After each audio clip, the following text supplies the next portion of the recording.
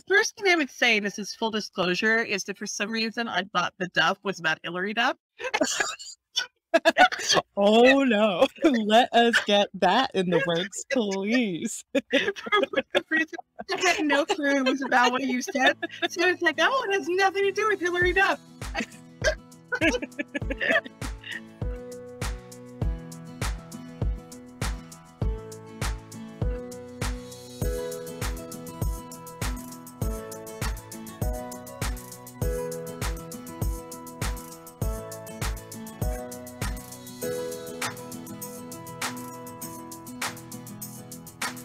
Hello, everybody, and welcome back to Misshelved, your bi-weekly dose of bookstore love. I'm your host, Nicole Brinkley, here with another bookish episode.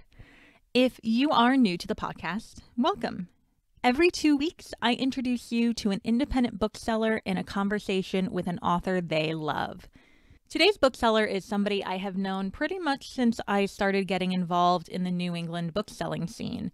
It's Colleen Regan. Hello, my name is Colleen Regan, and I am a bookseller / the young adult buyer at An Unlikely Story in Plainville, Massachusetts. Colleen is an absolute delight, and I was so excited to be able to pair her with one of her favorite authors. Colleen is in conversation with Olivia Dade. I'm Olivia Dade. I am an author of contemporary romantic comedies. And two of my most recent books are, spoiler alert, and All the Feels. Settle in as these two talk about romance publishing, fat heroines, and the difference between self-pub and traditional pub.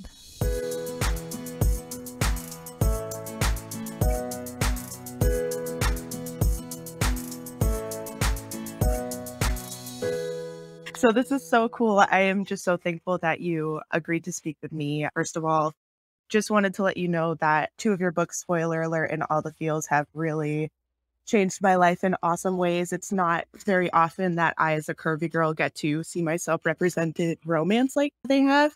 So it's just been a really cool opportunity to get to feel like I could be the plus size heroine I've always dreamed of being. I mean, that is, I'm myself. I do use the term fat, but not as a pejorative. Not everyone's comfortable with that, but for me, it's just a descriptor, like saying that I'm a brunette, or, I was just going to say about fat child who grew into, a fat adult. And I am a lifelong romance reader, so I spent many, many years sort of looking for myself on the pages of the books that I read and not finding myself. So it is absolutely one of my goals, so that other people who I want my books to be hopefully loved for many reasons, but I have a special place in my heart for readers who look more like me, for fat readers who are sort of looking for themselves on the page too. So I'm really grateful that you found my books and are super kind about them. So thank you so much. Oh, of course. And I guess one topic that I'd love to discuss is how, that identity of being a fat woman or a fat, whatever your gender pronouns are, just referring to yourself as fat. It's such a it's kind of, you're growing up like, oh, do not call yourself that. Or if you call yourself that, people are like immediately, no, don't do that. Don't offend yourself in that way. And it's like, why am I at a young age trying to think of this way that I can identify myself? That shouldn't be offensive. Why do I need to be hurt by that word? Why does that word have to have so much power in my life? So I think just having people on social media, just on this podcast right now, just comfortably saying like, oh yes, I am a fat person, like that is amazing. And I'm still working on finding that comfort level for myself. So just thank you for bringing that to the conversation.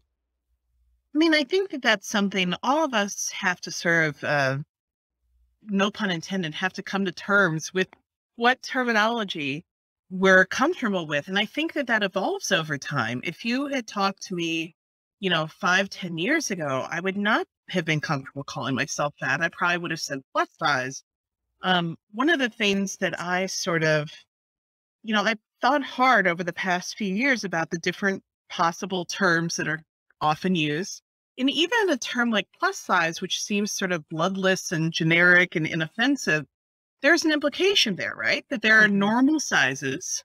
Yep. And then there are plus sizes. Mm-hmm. which are beyond the bounds of normality. So there are benefits and drawbacks to a variety of terms. And I think a lot of it just always comes down to context. Yep. I mean, calling someone fat can be used hurtfully. And that's part of the reason that many, fat people in general sort of shy away from the term, is because it's been weaponized against them.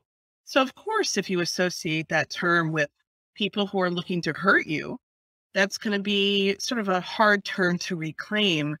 But there are not a lot of great terms. Like even the curvy is sort of code in romance for plus size often. Yeah. But curvy doesn't really mean plus size. Curvy just means that you have hips and a butt or whatever. It's sort of it's not really specific to being plus size. Yes, especially like you were saying with like the curvy girl movement. Like sometimes that takes me out of it because like my body shape, I don't have like the big boobs and a big butt, which is fine, but it's one of those like I don't see myself with like that hourglass type curvy girl generic type look. So plus size, fat, like heck yeah. Just call yourself whatever the heck you want to. Don't be offended. You're beautiful, whatever you look like. That's kind of what we're trying to talk about, I guess, today. Right. And in fact, I mean, one of the things that in my books, I want to be careful about is body diversity within fatness, Mm-hmm. because when you do see fat bodies, particularly fat female main characters on the page in romance, the vast majority of them are described as having hourglass figures, like that this is the acceptable type of fatness, right? If you were thin, that you would be considered beautiful, right? Conventionally beautiful. Yeah, there are hourglass figures and they're beautiful, but that's certainly not the only type of fatness.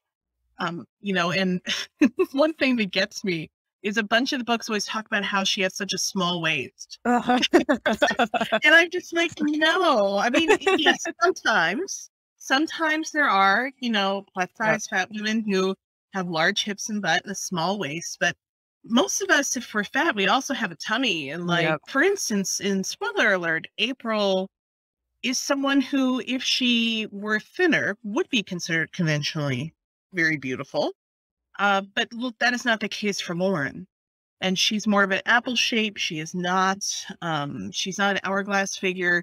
And, her features are not features that people consider conventionally attractive and would not even if she were thin. Mm-hmm. And so it's important to me to have the different types of bodies, even within fatness. Yes, exactly. And so just speaking about your books, these are not the only two books that you have written. I was looking through the list of titles that you have written yourself, and I know that there is a professional term of like discography or something like that. It is not coming to mind at the moment. Bibliography, that's what it is. Bibliography. So you have written many other books before, spoiler alert, in all the feels. And I just wanted to ask you if you wouldn't mind just like walking us through the process of like, all right, I have written a few romance novels. I really feel like I want to start to write books about fat women, and what that process kind of looked like with just like the writing, getting it through into publishing. What was that process like? I started out, my first book was published at the end of 2015. And it was a series called Love Struck Librarians. It was part of a relatively short-lived experiment that most publishers made in what was called digital first or EPUB, sort of publishing model, where basically they saw the rise of self-publishing, independent publishing. And most of those authors who were making bank, some of them, if they have, print books, it's print on demand, but it was primarily digital sales. And a lot of publishers wanted in on that. So they had basically digital arms in their publisher, like St. Martin's Press had Swerve, and there's still Carina. Carina's like one of the few that is left. That was Harlequin's EPUB branch, and Entangled was sort of their own thing too. Sorry, this is a bit inside baseball. But basically what they did was they acquired a lot of authors, did not pay advances, and then basically published the stories with only a print-on-demand edition, so not on bookstore shelves, basically primarily digital, which is why it was called Digital First. And so my 6-book librarian series was in that format. To be blunt, often the publishers were not really sure what made successful independent publishers, indie authors, what had made them so successful. So almost all of those digital first lines are gone because they did not do particularly well, including the one I was part of. Well, this is before TikTok and everything too, where literally the audience chooses what books they want to make popular. And then publishers can be like, all right, well, I guess we'll traditionally publish this one. You didn't have that back in the day. Oh, I did not deserve a huge amount of popularity. I mean, there are some good things to be said about it, but my second book I ever wrote got published. Was my first book that got published through that, and it reads like it. So, I mean, in some ways, I'm very hesitant. I have the rights back to those books, but I'm very hesitant to republish them because there are ones where I'm sort of like, I don't know. So, but sorry, I tend to ramble. So, going back to the actual point of the one of my goals in that series was body diversity as a whole. Not just fatness, but body diversity. So my female main character, my first book, Broken Resolutions, is short and has a very slim, non-curvy figure. Like what in another time, in a non-gender essentialist way, would be called boyish, right? Not a lot of breasts or butt. And then my second one was sort of an Amazonian female main character, Angie. And then we had 2 fat female main characters, and then another one who is sort of like into fitness and exercise. So I kind of was hoping to do body diversity as a whole, including fatness.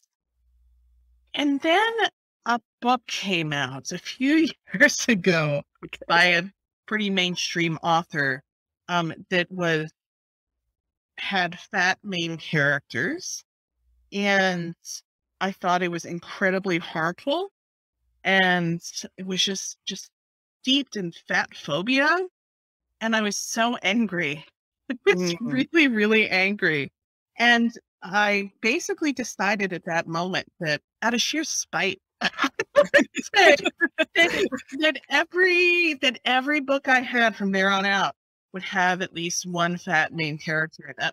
Because I was like, I am not leaving fat representation to this person. Yeah. And I think it's so harmful. I was like, no. You don't get that. I'm going to take that away from you. I love that. Spite writing is the best kind. So that's the moment where I just sort of said, yeah, from here on out, at least one main character in all my books will be fat. So that's sort of what I did. I will say that whatever else can be said about my experiences with those early books, my publisher did not quibble with having fat. I did have 2 fat main characters. There were no issues with that. I mean, to be fair, they had very little financial stake. I think it was easier for them to sort of say, okay. Yeah, go for it. Sure. But I will say, I think the tides had changed more by the time I started looking into traditional publishing again. One thing is I refused to do a digital first thing again. It was either print or self-publishing. And I self-published in the meantime and really enjoyed it. So that was not like somehow a lesser option for me. It was just simply a different path if I wanted to do it. But I kind of wanted to give traditional publishing one more shot. So I went looking for an agent, and I was lucky enough to hook up with Sarah Younger, who's wonderful. And one of the reasons she acquired me, actually, I think, hopefully she does love my writing in general. But the fat representation aspect was also very important to her. So that was one of the reasons she actually acquired me. And in fact, I do think that aspect of things was part of what drew Avon to me. Spoiler alert, in All the Fields are through Avon. And I don't think that it was a drawback. I think there's a couple factors at play.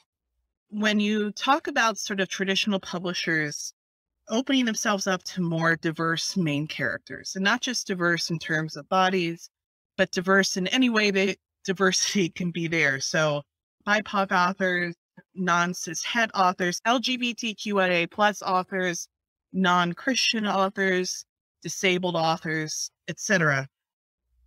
Part of what's happening is there are editors and people working within those publishers who are very alert to ideas and committed to ideas of social justice and equity. Like, I think my editor, that is actually personally very important to her. So that's part of it. But part of it too is, I think over the last decade, with the rise of self-publishing, publishers saw that there is a significant audience for more diverse books. And they want to capture some of that market. Sometimes I think, it took them some fumbling, and they had not previously to that point, with very few exceptions, often sort of using the reasoning that they didn't know how to market those books, which, you got to work on it. Yeah. That's sort of like, maybe, you don't know how, but then you've got to work on that, and maybe you don't want to, is part of it too, was part of it in the past. I think the other thing that is happening, again, purely on a sort of more pragmatic note, is that I think a lot of publishers are looking at young adult. Like, look at the bestseller list. Yep. The vast majority of young adult hits recently have been extremely diverse. Particularly racially, in terms of gender and sexuality, extremely diverse. And if you look at traditionally published romance compared to YA, there is a huge gulf in terms of representation. And I think that there is a conviction within at least some circles of romance publishing that if you don't capture those same readers, that adult publishing, romance publishing may founder. Because if you suddenly go from that sort of depiction of a very diverse world in every possible way to a very white, cishet, Christian thin, you're going to lose readers, because suddenly there's whole swaths of people who no longer see themselves on the page. So, I think part of the move toward greater diversity, including body diversity and fat rep, is about trying to capture some of that audience, as well as, a commitment, an individual commitment in some cases to social equity and justice. And that was probably way more than you ever want to hear. No, this is fascinating. And I know that a bunch of my bookish friends are going to love this. Yeah. This is really cool to kind of get a look behind what it means to kind of fight for a book that you want to be seen on the shelves, and also to prove that, yes, it is something that is wanted. It's not just in your brain of like, oh, I think this might be a good idea. It's that readers are hungry for content like this. I remember, I think it was during quarantine in the summer, I read the book One to Watch by Kate Stayman London, which is about a plus size fashion blogger who becomes the first contestant on a reality television show where she dates 25 or so men to find the love of her life. And just getting to have a character like that who is not only struggling with like just body view of herself, but also just like the entire world. I think I read it in a day by accident because I just couldn't look away from it. It was so amazing. And then shortly after, spoiler alert came out, and I was just so happy that for the first time in my life, I felt like there was a solid amount of books. Of course, that's only 2 that I'm listing, but that was more than I had ever consumed growing up. And I would have killed to have books like these when I was in middle school or high school and trying to figure out like, why don't I like the way I look? Why am I always trying to strive to look like what I'm seeing on TV, what I'm seeing in books? Like, why can't I fit in anywhere? Why do I have to change myself? So it's just so important that like on the adult scale and in the young adult scale, that these books are coming out for people who so desperately need them. Right. I am fortunate, and even I think before, Kate Stayman London, we had Talia Hibbard. As far as like traditional publishing, and there were scattered books in the past, like Bet Me by Jennifer Cruzy is sort of one of the first books that I do think there are parts of it that have not aged well for me as far as the fat rep. But Fat Me was one of the first books where it was a very mainstream, widely read book that had a fat female main character. And so it has happened in the past, but sometimes not in the ways that I most wanted to see it. And certainly not to the degree we have now, where I think it is becoming more common.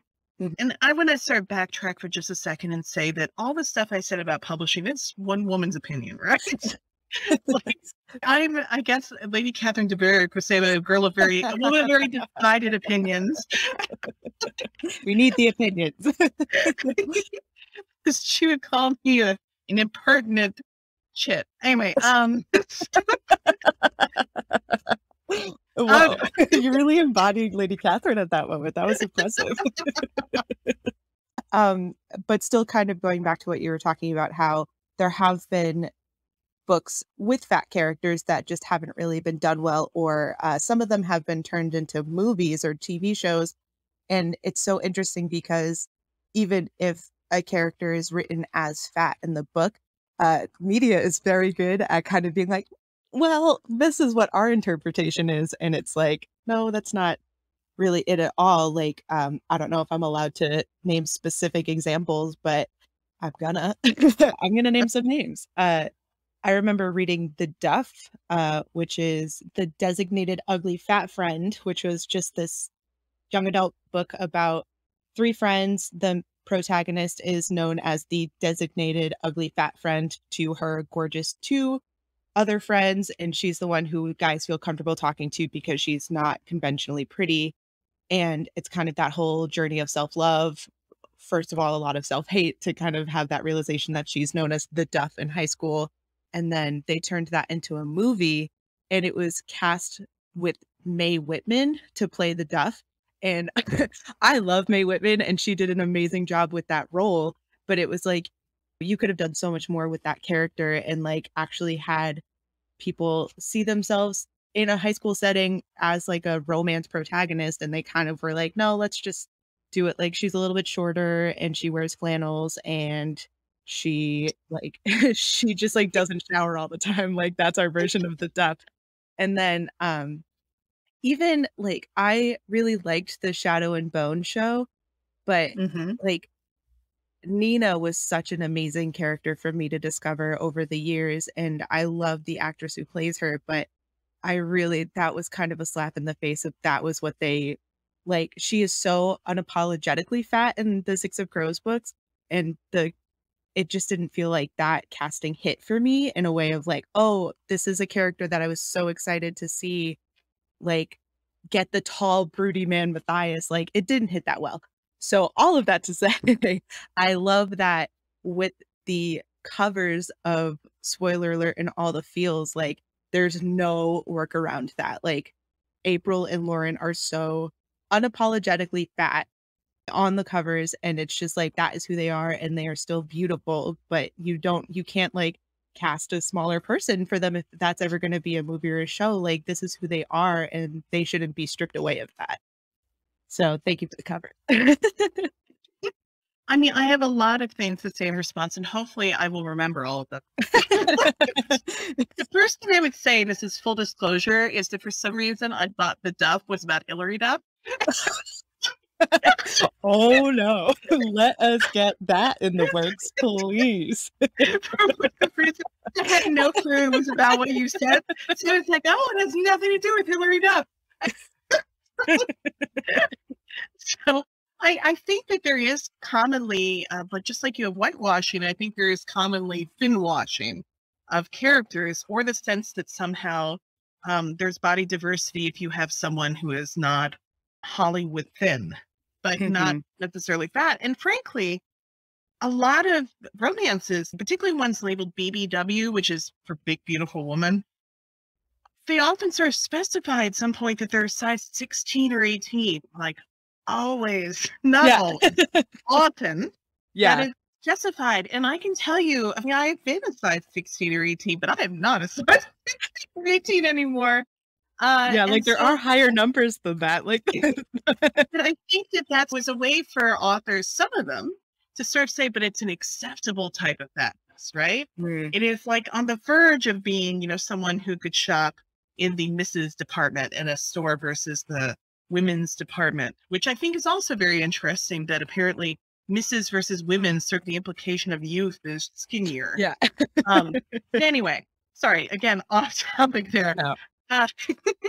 So, and also just to note that another thing that I want to provide a little bit of extra options for readers is that I think in the past, a lot of the depictions, the few depictions we saw in traditional publishing of fat, particularly female main characters, because there was vanishingly few fat male main characters, which is another topic entirely.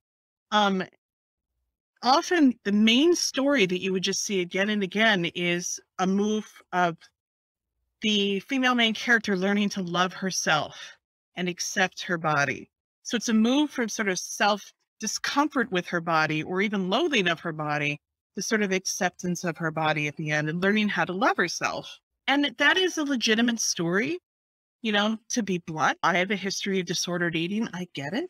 But I don't think that that's the only story that should be on the page or even as prominent as it currently is, because I think the implication, if you read that story again and again and again, is that, well, of course you're going to hate your body if you're fat. And so I wanted to make sure that there are also some stories of fat women specifically, but fat people in general, where they already accept their bodies or in some cases love their bodies, that their journey is not really about that. It might be the case of April, and spoiler alert, about setting boundaries with the people in her life that she cares about because of their fat phobia. It could be about valuing herself properly, which has implications with her body, but it's not really about, in the case of Lauren in All the Fields, it's not really about her hating her body. She doesn't hate her body. It's just more that because of the way she's been treated, because of her features in her body, she sort of learned that she's less important than the people around her. And that is what she has to sort of move past and sort of unlearn and learn how to take up space in the world unapologetically. It is important to me to have stories that are not stories that are about people grappling with self-loathing because of their bodies. That was not the story I wanted to tell, which moves us on to my covers, because I did remember this time I did remember all the different things I wanted to say. First of all, my cover artist is Lenny Kaufman. Shouts out to Lenny. She is a goddess, and she's done most of my self-published books as well. She's done the covers. She's not only just incredibly talented in general, but if you look at her website, and when I was researching different cover artist options, because I knew we were going to do an illustrated cover and that Avon was kind enough to let me have input into who the artist might be, I looked at her website and it was clear that she saw beauty in a variety of different body types, which is not always the case for illustrators. If you look at some of their portfolios online, there are some who, their aesthetic is sort of long, skinny people.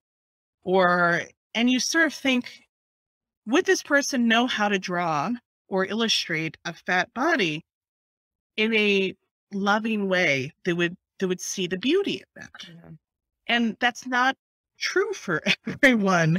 And so I feel so fortunate that Lenny was willing to work with us and that Avon was willing to get Lenny for my books. And there was never a quibble from Avon. I had a very good experience with Avon. And there's never a quibble about trying to make either April or Lauren look smaller on the cover. There was never any debate about the fact that they had to look unapologetically, unmistakably fat on the cover. And adorable. And they're still gorgeous. Like, are you kidding? April's long red hair. I would kill for that. She's stunning. And Lauren is too. I know. Lauren is actually probably way more adorable than she should be. Yeah. I know. I do want to give her a big ol' hug. So I think Lauren is probably a lot prettier than I portrayed her in the book, but but body wise, and I love the fact that Lauren is out there wearing a tucked in t-shirt and jeans. Oh my you gosh, know, and yes. so you see her belly, you see that she's not an hourglass figure. And even with April on the cover, spoiler alert, like the fact that her butt is not completely smooth, I love her butt. Hmm. She is a great butt. And the one change we did actually at some point when I was, we were working on a cover, I said to make her waist larger Nice. because she did have a smaller waist. And I was like, nah. This ain't it. I was like, no, I mean, she may be an hourglass, but like it's too nipped in for me. Yeah. So that was really the one change that we made as far as her body. But, you know, Avon and Lenny were all in on making sure there was genuine representation of fat bodies on the cover in a way that I think is really lovely. I mean, it sees Mm. the beauty in them and without being sort of unrealistic about them. There are a lot of amazing illustrators whose their figures on the covers are sort of not detailed. I mean, Mhm. this sounds going to sound terrible, but they're sort of blob people. You don't, I mean, very attractive blob people. Yeah. Talented, you know, and portrayed in a talented way, but there's not a lot of detail to their faces or their figures, right? Where are the butt crevices? Yes. And for me, that is sort of, I didn't want that because I did not want any ability for people looking at the covers to be able to sort of forget or dodge the fact that they were fat. Hmm. So I wanted enough detail that it was just basically in your face in the most Yeah. attractive possible way. Yeah. And I'm just so grateful to Lenny and to Avon because I mean I cried the first time I saw the spoiler alert cover because it was detailed and because she had a dip in her butt and because her butt was unapologetically large and the Mhm. fact that Lauren's stomach looks more like mine. It's very meaningful to me to see that on the cover. And so, I mean, I hope it works for other people too, but I love it. No, I think it's amazing, and I am like working at a bookstore. I am always so proud when those books are face outs or when I have a staff rec for them because it's one of those like I want to yell at everybody about these books, and I have done plenty of that on Instagram because it's just so exciting to have books where like I feel seen, and it's just like I get a nice steamy beefy actor boy who wants my love and affection. So it's just very nice. As he should. Yes. Much love to Marcus and Alex. I really, really loved Alex and all the feels because I call him my ADHD train wreck nightmare boy, but I love him so, so much. He's just so chaotic. um, yeah, and just talking about April and Lauren and how they both have these different journeys and different love stories. With April, her and Marcus, like it was immediate that Marcus was attracted to her, which first of all is just so amazing. It's not one of those like self-love stories of like, oh, I need to love myself before I let you into my life. It's like I do have these demons of growing up fat that I still need to address, like the boundaries with her parents and everything. But it was one of those, no, I am worthy of your love. Like that wasn't really ever a question for April. And then with Lauren and Alex, it was kind of more just like a friends to idiots in love thing. But I just loved how you were saying that Lauren was kind of taught to be small. That's kind of the irony of being a fat girl is like you're taught to kind of make yourself quiet and small because you don't want to take up more space than you actually are, quote unquote. So just the different ways that she kind of shuts off like hate she gets in public or just the way that she doesn't really want to be a pain to anyone, like that really spoke to me. And just the fact that she had this friend and partner who was like, no, that's not okay. Like you shouldn't let people treat you that way. It was just so cool to see two fat characters in the same universe who just have such a different journeys because it's one of those like a fat girl doesn't need to have the same story as another fat girl. Like we have different personalities. We don't share the same like hive mind. It's okay for us to like be our own person and have our own love stories. Like it shouldn't just be one expectation because you look a certain way. I mean, that was another goal of mine. You know, apart from body diversity within fatness, it was certainly portraying different experiences within fatness because we all have different relationships with our body. I mean, and so, you very ably and nicely summarize, the April and Lauren's relationship to their bodies and to their fatness. In the case of the third book in the series, which I finished writing a couple months ago, Oh my gosh. yeah, Maria and Peter are both fat. And Maria is, well, actually, both of them are really just, she is entirely comfortable with her body. Like, she knows that she is gorgeous and she has no insecurities about it. She has insecurities about other things, but not her body, because there is a panoply of different fat experiences. So that, in her case, she just loves her body and has never had issues with it. Versus April, who's had to struggle to love her body, versus Lauren, who her body is part of the reason that she tried to be small in the world, even if she isn't physically, in a metaphorical sense, small, as you noted. So it's been really meaningful to me to write about different experiences of fatness and different relationships with their bodies. So it also is important to me to have a fat male main character too, because you don't have to be considered attractive by a thin person. That's not sort of the gauge of whether you're worthy.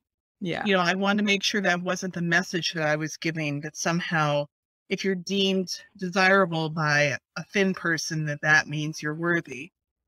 So it was important to me too to have, representation of a fat male main character too. I'd done that in one of my novellas, Cover Me. He was fat, but this is the first traditionally published book where I've had a fat male main character. And again, to the credit of Avon, there was no blinking. In fact, when I told my editor, she's like, I was wondering if we would do that soon, Yeah. See, I love Avon, and this is just really putting the last nail in the coffin. Like they really know what they're doing, and that's so great that they trust you and trust themselves enough to release these types of books, and that it's happening without any fight. It sounds like that's amazing. Well, my editor is Al Keck, and she is incredible. She also edits Alexis Daria, who did You Had Me at Ola. Oh, yes, yes.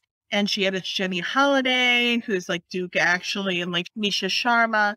So all sorts of amazing clients, amazing authors that she works with. And she's amazing. Yeah. And then, so real quick question, because I know we're running low on time. For this third book in this series you have, is there going to be fan fiction in it? Because that has also just been so much fun to read within the stories. Do you want me to tell you quickly the premise of the book? Oh, I would love to. Okay. So the idea is that Marcus and Peter had actually Marcus and Peter. I was like, oh, plot twist. Maria and Peter, it goes back to actually the start of when they began filming, like 5 or so years before the rest of the books began. And essentially, she is Swedish and goes to LA for final auditions for this character in Gods of the Gates. They have chemistry auditions with the final actors who are supposed to be acting opposite her, because these characters are supposed to be shipwrecked on a desolate island off the coast of Ireland for years at a time. So it's really important that they have good chemistry, because they're going to be acting together with only one another for years and a small crew. So she goes to LA for this audition and meets a thick-thighed Viking whom she finds immediately super hot and sleeps with him, has a one-night stand with him, Peter, and figures she will never see him again, because if she gets the role, she's going to be on a desolate Irish island for years. If she doesn't get the role, she'll be going back to Sweden. So basically, she hits and quits it. She leaves before he wakes up, without any contact information, without even giving him her last name, figuring she'll never see him again. But this is a romance, so of course she shows up at her audition. That's not how it goes. Yes. And lo and behold, he is one of the final actors in contention for the other character that's going to be on this island. And so they get cast as Cyprian and Cassia on this desolate Irish island. And now they're going to be together, basically just the two of them with a small crew for 5 years of filming. So the actual title of the book, at least at this point, is Shipwreck, 2 words, because, shipping, relationshiping. But my alternate title for it is Only One Island. One bed, one island. Yes.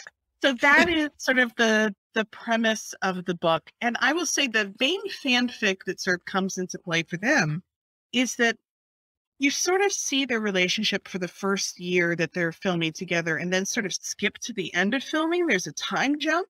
And during that time, as they sort of become closer as friends, despite sexual tension there, and I won't tell you how it plays out, fans of the show begin shipping the two of them in real life.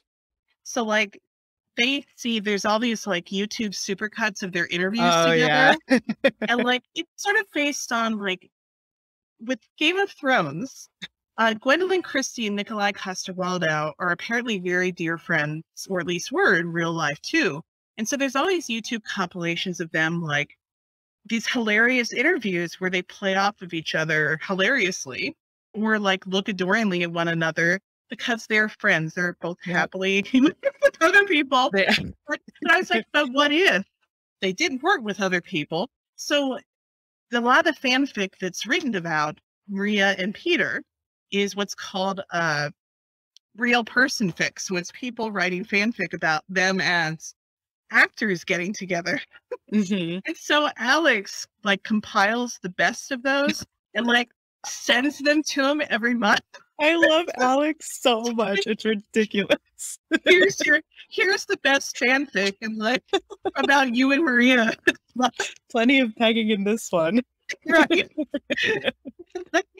And it's like always some variation of like they have an interview and then they somehow have to like after the interview they rip off each other's clothes, or that they're filming and for whatever reason they have to like take off all their clothes because it's snowy or wet. They have to cuddle for warmth and then they end up having like improbable sex wherever they are. Well, I gotta say, I am very excited for this. I love it. I really am happy with how the story came out. I have not yet heard back from my editor about it, so here's hoping she also feels good about it. Just send it to me. I'll get it approved and through the system. Don't worry about it. It's going to be great. No, your editor sounds amazing. So, Olivia, I could talk to you for probably days on end about all of this stuff. This has been a wonderful conversation, but I think we have reached our end. But yeah, thank you so much. Oh no. Lady Catherine is knocking on the door telling me to wrap it up already.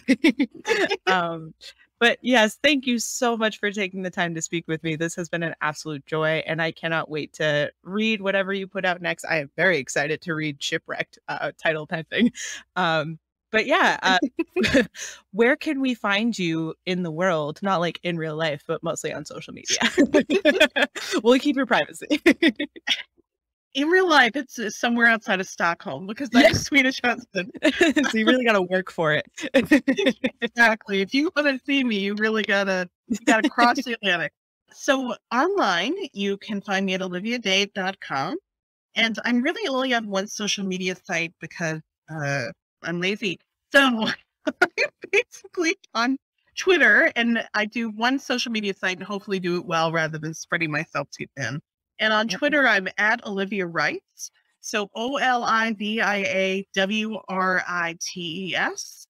And if you want to email me, it's olivia@oliviadade.com, DADE.com. And I try to answer emails as soon as I can, depending on deadlines. So please come say hi to me. I'm very friendly. And I want to thank you, Colleen, for being interested in chatting with me and being so kind and enthusiastic. And I'm honored that you thought of me for this. Well, I really appreciate it. Well, I'm honored that you spoke with me. Your books are amazing, and they have found a place in my heart. So I'm very thankful. And yes, my name is Colleen. And if you want to come bother me online, I am on most social medias. I'm on Twitter, Instagram, and TikTok at Colleen. That's COOLLEN and a double underscore. So good luck finding that one, folks.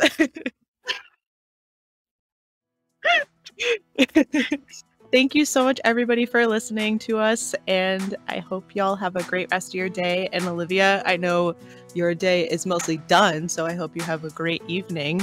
and enjoy Stockholm. Thank you, everyone, for listening. And I'm wishing you nothing but good things. And I hope you're having a great week. I could also have listened to them talk for days about romance. This was one of those episodes where I kept forgetting to tell them to start to wrap it up because I was so thoroughly enjoying the conversation. Thank you to Colleen and Olivia for taking the time, and to all of you for listening. If you want information on upcoming episodes, don't forget to follow us on Twitter and Instagram at MisshelvedPod. You can also get early access to episodes by subscribing on our Patreon page. The link for all of these things is in our description box, including links to other fun stuff like a project we're doing with independent booksellers, links to Colleen's bookstore, and loads of other helpful things, including, by the way, transcriptions of every single episode. If you want to go back and find a title that you might have misheard, we have transcriptions of everything. Accessibility is super important to me, and I insist upon it. Transcriptions for everything. We will be back with another episode in 2 weeks. Don't forget to smash that subscribe button on your platform of choice so that you don't miss it. And until then, happy reading.